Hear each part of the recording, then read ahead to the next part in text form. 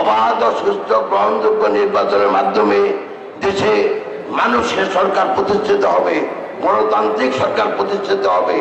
সেই জন্য আমরা সংস্কার চাই, আমরা সমাজের সংস্কারের মাধ্যমে উন্নয়ন চাই, আমরা দেশের অর্থনৈতিক প্রবৃদ্ধি চাই।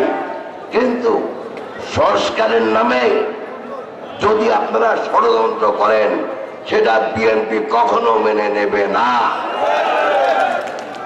অতএব আমরা চাই এত সংস্কার না করে যেই কতটুকু সংস্কার লাগবে, যেটা অবাধ ও সুস্থ গ্রহণযোগ্য নির্বাচন করার জন্য, সেই সংস্কারগুলা করে অতি সত্বর এখানে বলা আছে নির্বাচনের রোড ম্যাপ।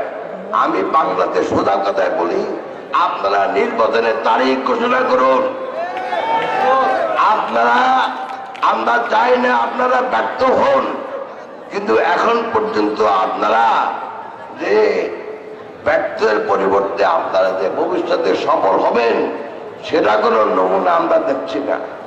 অতএব আমাদের সমর্থনে সরকার গঠন করে দেশের বিরুদ্ধে আবার ষড়যন্ত্র করবেন, দেশের মানুষের অধিকার নিয়ে আবার ষড়যন্ত্র করবেন, সেটা আর কেউ মানুক না মানুক, বিএনপি মানবে না।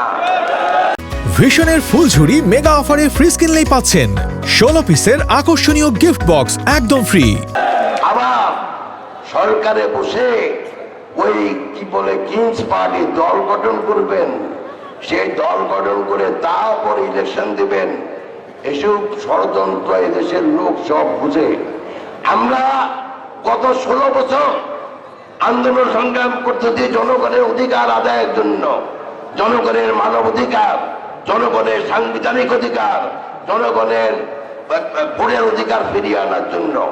অতএব আমরা চাই অবিলম্বে অবাধ সুস্থ গ্রহণযোগ্য নির্বাচনের মাধ্যমে দেশে মানুষের সরকার প্রতিষ্ঠিত হবে, গণতান্ত্রিক সরকার প্রতিষ্ঠিত হবে। যে সরকার জনগণের কাছে দায়ী থাকবে, যে সরকার ক্ষমতা ব্যবহার আগে চিন্তা করবে যে জনগণ কি চায়।